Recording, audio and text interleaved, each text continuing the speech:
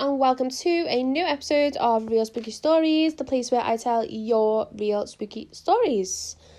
If you'd like to share your story, please email jays@crypticcoven.uk. It is linked below, or you can click any of the social media links below and send me your story that way.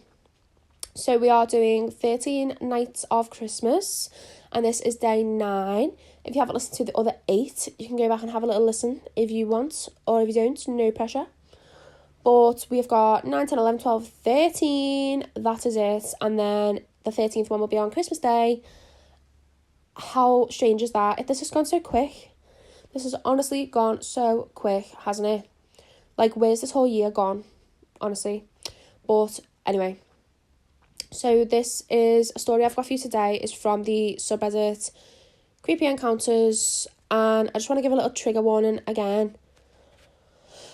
This is the one which I read from a few episodes ago where it was like a real encounter. It's not like a ghostly one. It's like a real people encounter. It's not supernatural. So it could be a little bit... I think it's about like a break-in and stuff. Yeah, so just a little trigger warning. If you want to skip this one, that's fine. I'll see you for episode 10 tomorrow. But yeah, I just want to give a little warning because reading these ones always make me feel a different kind of way, like just some kind of creepy, but not in like a scared, spooky, ghostly way, like a scared, creepy way, if that makes sense. Okay, anyway, just a little warning there. But anyway, so this is taken from subreddit Creepy Encounters, and it is titled A Memory of When My Home Was Broken Into, but it wasn't correct, it was worse. Okay, recently I was having some trouble with kids knocking the door and running. I have severe PTSD, so this was causing me some issues at home. So I was in contact with the police officer in the area, who my mother knew. We met up at a coffee shop to discuss what I could do to make myself feel safer. This was going fine until my mother brought up an old story about when our house was broken into.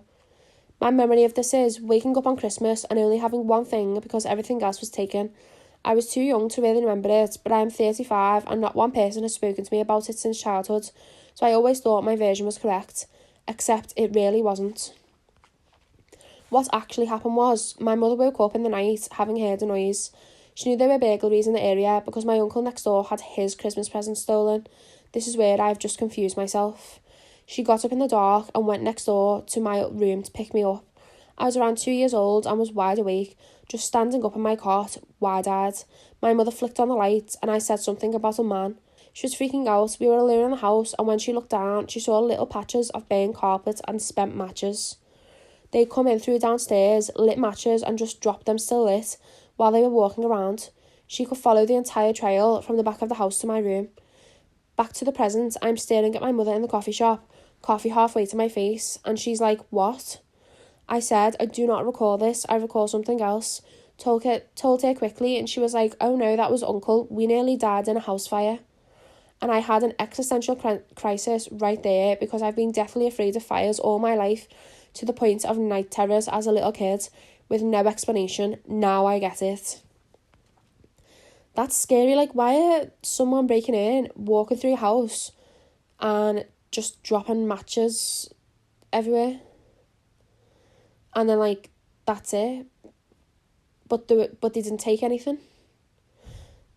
Like, I understand that there was burglaries in the area. Your uncle who lived next door had his Christmas presents taken. That's where you got confused. But why were they in your house just randomly dropping lit matches everywhere? Like, what was the point of that? Obviously, they wanted to just try and let your house go up in flames, but why? What's the point? And they didn't take anything as well. It's just really weird. Yeah, like someone's commented, they took nothing from your house, they just did the creepy fire thing. That's so much scarier. That might not even been the same guy because thieves are usually there to just steal and be in and out. They'd have no time to light all those matches like that. The OP has commented back, I honestly think, and this is just my opinion, that he didn't expect a toddler standing up and staring at him. I was a bit of a weird kid and always talking about Mr. Bones, the invisible man, hanging out with me. So I like to think that he crept in and saw me staring at him, talking about skeleton men, and then he left. But in all seriousness, I think he was spooked that I was awake, burglars don't want to be caught, and if I yelled, my mother was literally a few steps away in the other room. But yeah, that's what creeped me out too. He just came in, burned the new carpet and left. So creepy. It is creepy, and especially I forgot that you were awake already looking at him. Like, your little brain saw that, and you don't remember it. Obviously, you were a toddler, so we don't remember what things we did when we were a toddler, but your little tiny toddler self saw someone trying to set fire to your house. Yeah, that was actually a bit creepy. That wasn't actually as bad as I thought it was going to be. Like, I thought it was going to be something about people breaking in and, like, attacking people or something, but it was a bit spooky, and it could even be supernatural, because, I mean, I don't think it is, but why, like, someone else has commented, did the police get called? Did they ever have a suspect? Like, I wonder if they did. And if they did, I don't think your mum would have ever told you about that. Or maybe even now, she probably doesn't want to talk about it and doesn't bring it up. But yeah, that's a spooky story, actually. And it was at Christmas as well, because why do you have the memory of waking up on Christmas and only having one thing because everything else was taken?